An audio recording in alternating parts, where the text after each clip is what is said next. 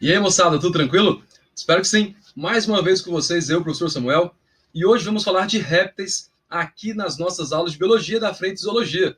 Antes de começarmos a aula, não se esqueçam, hein, gente? Se inscreva no canal, clica no sino para receber as notificações das próximas aulas e após a aula, dê aquele like. Beleza? Gente, então vamos lá. A gente está quase chegando ao fim dessa caminhada evolutiva do reino animal. Nós já falamos de invertebrados, já falamos do comecinho dos cordados, tivemos uma aula sobre peixes, falamos sobre anfíbios e agora nós vamos falar do terceiro grupo de vertebrados que surge na escala evolutiva, que é um grupo que conseguiu, então, digamos assim, se livrar permanentemente da dependência extrema de água. Aí vocês vão me dizer, professor, mas tem répteis que vivem na água? Sim, tem répteis que vivem na água. Só que eles não dependem tanto quanto um anfíbio, por exemplo. Nós vamos ver que os répteis possuem características que permitem com que eles vivam fora da água sem problema algum. E a gente vai ver até a questão da reprodução. Se a gente parar para pensar, onde que tartaruga bota ovo, por exemplo? É na água ou na terra? Com certeza na areia, né? Nas praias, tudo mais. Ou na terra, dependendo da espécie. Então, a gente vai falar um pouco sobre essa independência da água do ponto de vista reprodutivo, por exemplo. E aí as outras características que esse grupo acabou tendo, que permitiu, então, essa conquista definitiva do ambiente terrestre e que foi passado para as aves e que foi passado para os mamíferos também. Beleza? Olha só. Então, os répteis compreendem animais que a locomoção envolve rastejamento. Então, réptil significa aquele que rasteja. Então, é um grupo que é encontrado muito em região tropical, subtropical, ocupando grande variedade de hábitats. Tem répteis de vários tamanhos, tem répteis pequenininhos, tem camaleões que cabem aqui na ponta do dedão. Nós temos o crocodilo do Nilo, que alcança mais de 8 metros de comprimento. Então, são animais que têm uma variedade muito grande de formas também e de tamanhos. Como eu havia dito, foram os primeiros vertebrados, então, adaptados aos ambientes secos, a ficar independente dessa água, né? Os anfíbios não conseguem viver fora desse ambiente aquático, e para isso existem algumas adaptações. Primeiro, sai de uma epiderme fina, sai de uma pele fina que os anfíbios tinham, e agora os vertebrados, répteis, reptilianos, eles têm uma pele espessa, uma pele grossa, bastante queratinizada, tem muita queratina. E isso faz com que o animal desidrate lentamente. Então ele é muito mais resistente ao calor do que um anfíbio, por exemplo. Tem garras que protegem as extremidades dos dedos e também auxilia na locomoção em superfícies ásperas. Uma outra grande sacada evolutiva é a mudança da excreta nitrogenada. Por quê? Em peixes e anfíbios, nós vimos que você tinha ali amônia e ureia, dependendo do grupo. Tanto a amônia quanto a ureia precisa de água para o animal excretar. Agora, gente, olha a dica. Todo e qualquer vertebrado que possua reprodução através de um ovo com casca, nesse caso entra os répteis, neste caso entra as aves, e neste caso entra os mamíferos que botam ovos, os ornitorrincos, por exemplo, eles excretam ácido úrico. O ácido úrico é um composto que não é tóxico. Então, o embriãozinho ali de uma galinha dentro do ovo, ele vai ter ácido úrico ali dentro, só que esse ácido úrico não faz mal para ele. Um jacarezinho, uma tartarugazinha, um jabutizinho, eles vão estar dentro do ovo, junto com a excreta nitrogenada. Só que essa excreta nitrogenada não vai fazer mal para ele, porque é uma excreta que não é tóxica. É uma excreta de boa, ele não precisa de água para poder excretar esse elemento aí. Beleza? Essas são algumas das características. Outra, eles têm um órgão copulador, e esse órgão copulador ele serve para transferir o espermatozoide do macho para o sistema genital feminino. Os ovos, uma outra grande sacada evolutiva. O ovo é protegido por uma casca rígida, uma casca calcária. Isso impede a perda de água. E é interessante que não impede a respiração. Essa casca ela é porosa, ela permite que ocorram as trocas gasosas, porque senão o animal morreria asfixiado. É um animal aeróbio, é um animal que usa oxigênio. Então essa casca ela impede a perda de água, só que ela permite a troca de gases. E aí vem as novidades, que são o surgimento de três anexos embrionários. O êmnio, que vai envolver o embrião. Dentro desse êmnio tem o líquido amniótico. Nós passamos quase 9 meses dentro de uma bolsa cheia de líquido, que é esse líquido amniótico. Então, nós temos esse anexo também, os mamíferos têm esse anexo embrionário. Tem o córeo, que protege todo o conjunto, e tem o alantoide, que é um local de armazenamento de excretas. Então, essas 3 características, junto com as demais que eu acabei de apresentar para vocês, fizeram com que esses répteis conquistassem o ambiente terrestre de forma definitiva. Quais são os grupos que fazem parte deste grupo maior, que são os reptilianos? Primeiro, nós temos a ordem Quelônia.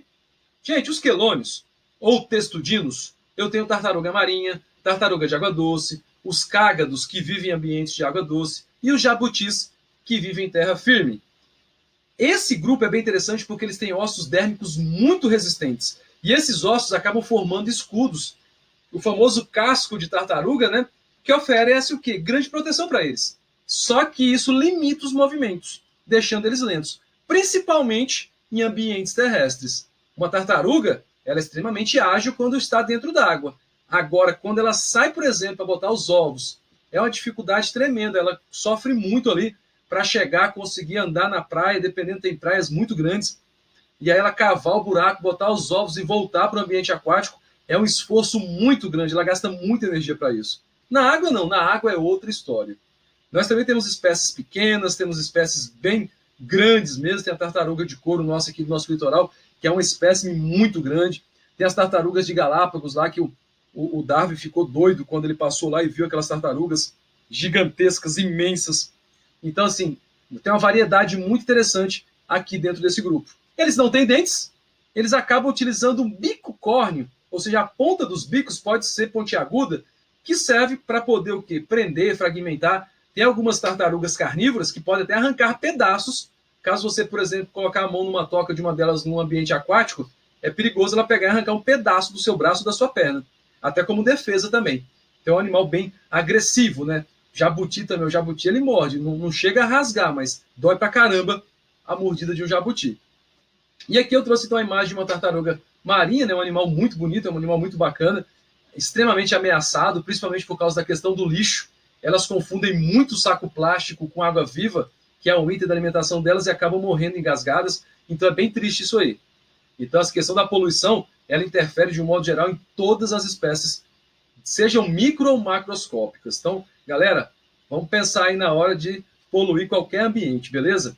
Então fica a dica aí. O segundo grupo que nós temos é a ordem Squamata, e essa ordem Squamata se divide em 2, os lacertílios e os ofídeos. Os lacertílios, o que eu tenho aí? Lagarto, lagartixa e camaleão. Patas longas, curtas, reduzidas ou totalmente ausentes. É um grupo muito variado. E aí, dentro desse grupo, essas que não têm pata nenhuma, são os ápodes, né, os lagartos ápodes, que são as famosas cobras de vidro. Não é. Parece muito lá com a cobra cega, mas não é. Tá? Tem alguns lagartos, inclusive, que tem só 2 patinhas na frente. Atrás ele não tem. É bem interessante. Parece uma cobra com 2 patinhas, mas é um tipo de lagarto.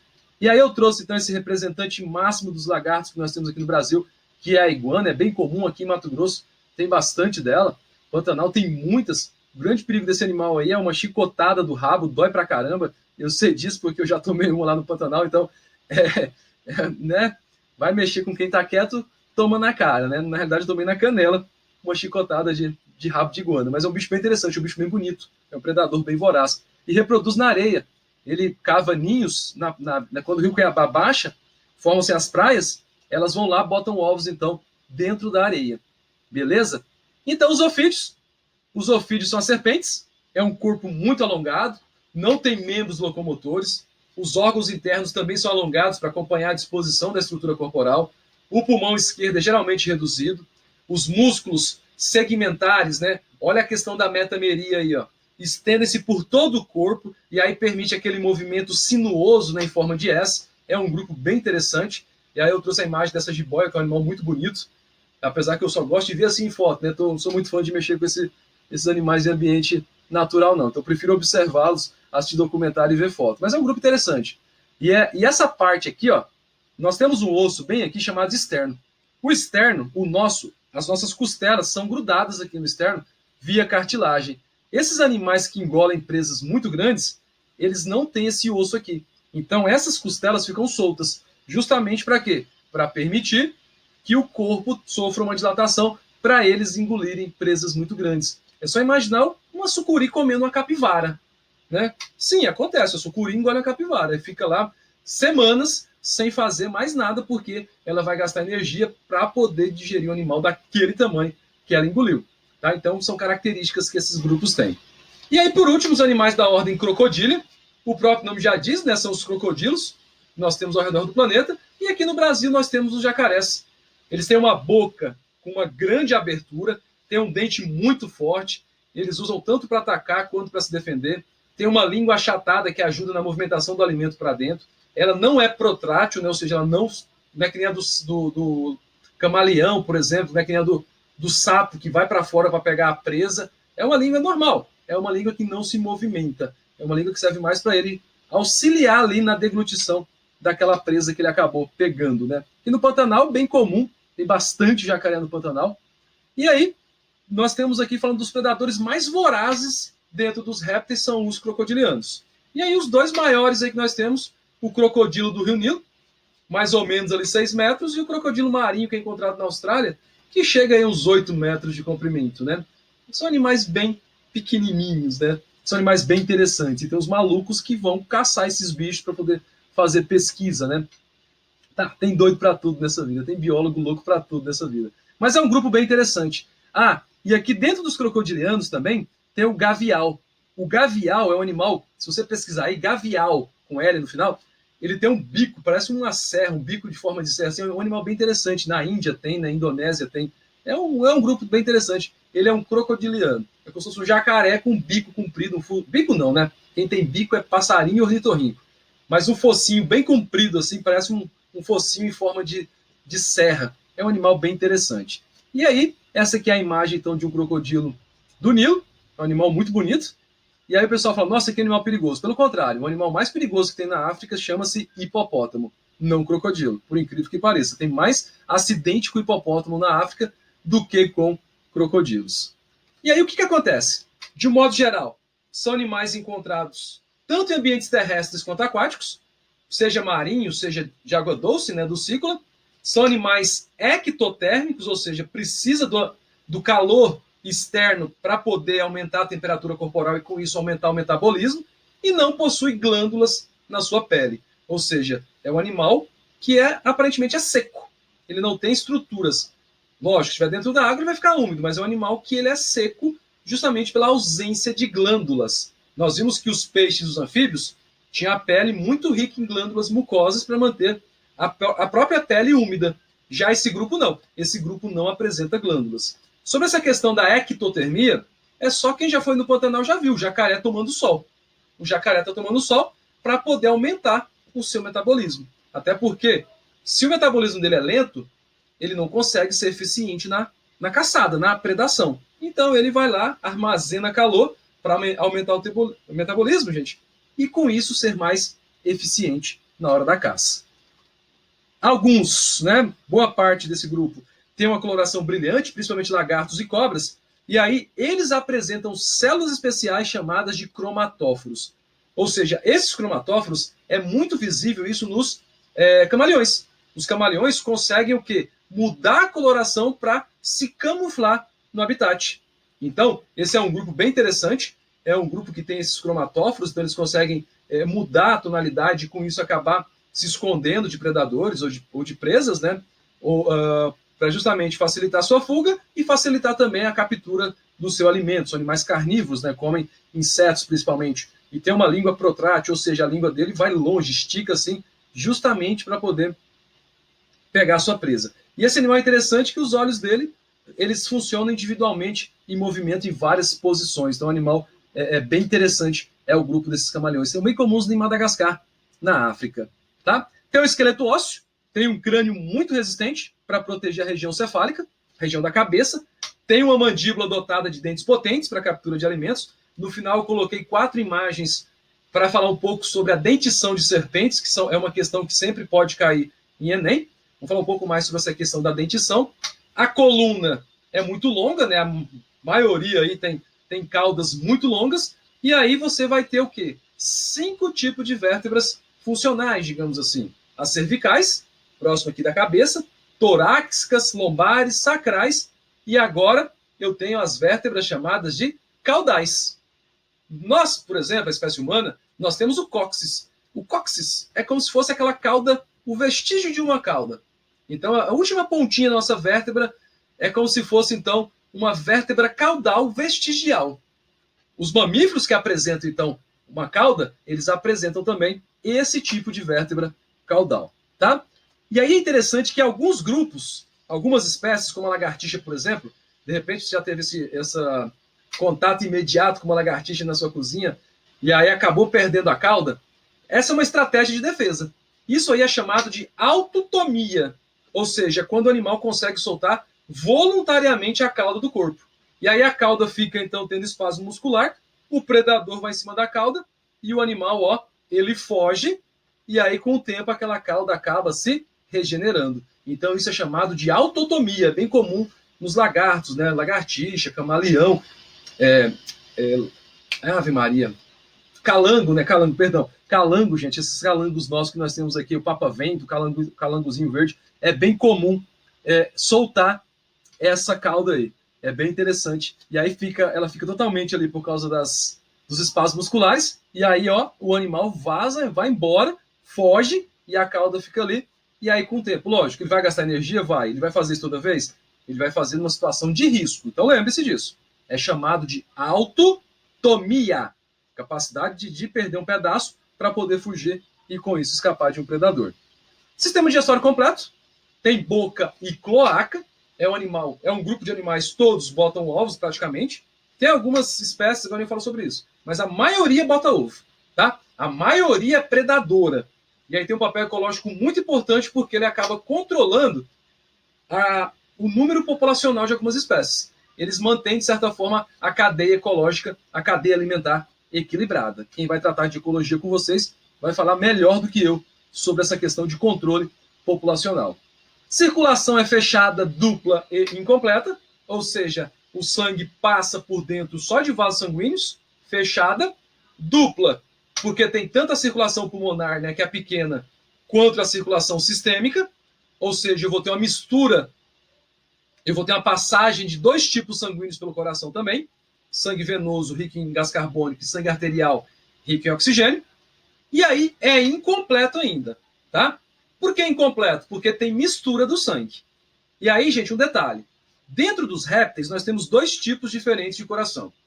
Na grande maioria das espécies, o coração tem 3 câmaras, tem 3 cavidades. 2 átrios e um ventrículo, que é parcialmente dividido. Lá nos anfíbios, a gente viu que só tinha um ventrículo, mais nada. Agora começa a surgir uma divisão entre os dois, entre o ventrículo. Ele está caminhando para dividir o ventrículo em 2 cavidades. E esse septozinho, se cair uma questão perguntando, é chamado de septo de Sabatier. Então o coração tem 3 cavidades, só que a de baixo, que seria o ventrículo, ele já começa a apresentar uma estrutura que vai estar caminhando para fechar definitivamente e formar um coração com 4 cavidades. Ou seja, praticamente todo réptil apresenta esse tipo de coração com 3 cavidades. A única exceção são os répteis crocodilianos, ou seja, crocodilo, jacaré e o gavial, que o coração já tem 4 cavidades, 2 átrios e 2 ventrículos. Ou seja, só que bem ali tem um septozinho, tem uma divisão que separa os 2 ventrículos, ele não é 100% fechado.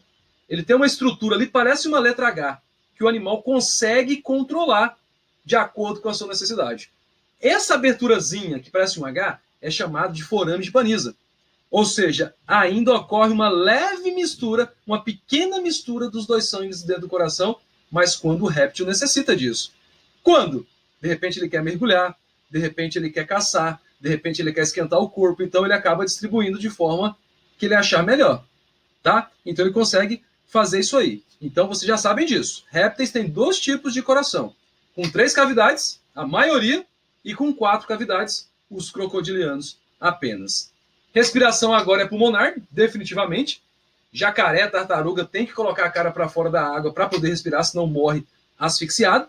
Já tem um pulmão chamado de parênquimatoso, já apresenta estruturas para a realização das trocas gasosas, bem maior comparado com a dos anfíbios, só que ainda menor comparado com a respiração de aves e mamíferos, tá? Ou seja, nós estamos caminhando, ó, evolutivamente falando, a gente está caminhando em um processo tanto das cavidades cardíacas quanto dos tipos de respiração. Excreção já é feita por um par de rins metanéfros, é uma mudança. Até os anfíbios nós tínhamos rins mesonéfros, agora não. Agora aqui eu vou ter só excreta vindo da filtragem do sangue. Um rim metanéfrico é isso. É aquele rim que vai filtrar apenas o sangue. Ele não filtra mais, ele não absorve mais nada do celoma. Simplesmente a excreção é oriunda da filtração do sangue. Vai ter um par de rins, então, que vai filtrar o sangue e ele vai jogar para fora aquilo que não presta, no caso o ácido úrico. Lembra que eu disse? Todo animal que bota ovo excreta ácido úrico. E aí, excreta por onde? Pela cloaca. O ácido úrico, como eu havia dito também, necessita de uma pequena quantidade de água para ser excretado. E aqui, então, uma imagem, só para realmente ver as estruturas que nós temos dentro de um réptil, também, que eu havia dito, é bem semelhante com um anfíbio, é bem semelhante com uma ave, é bem semelhante com um mamífero. Ou seja, são estruturas que a seleção natural percebeu que são interessantes e manteve ao longo de todas as espécies viventes até hoje. A diferença aqui é que eles têm cloaca e nós não temos essa estrutura. Tudo bem? São dioicos, ou seja, sexos separados, fecundação interna, que isso ajudou bastante até a conquista do ambiente terrestre também, desenvolvimento direto, não existe fase larval, a maioria das espécies que não havia dito é ovípara, ou seja, botam ovos. Só que nós temos espécies chamadas de ovovivíparas, como as cascavéis. O que é isso? Lembra que eu falei sobre isso lá com tubarões? Ovovivípara tem o ovo. O ovo fica alojado dentro da mãe. Lá dentro eclode o ovo e aí sai a microserpente pela cloaca dessa cascavel. E algumas espécies são vivíparas, ou seja, já sai um micro lagartinho de dentro da mãe sem que tenha havido a presença de um ovo com casca. Beleza, galera?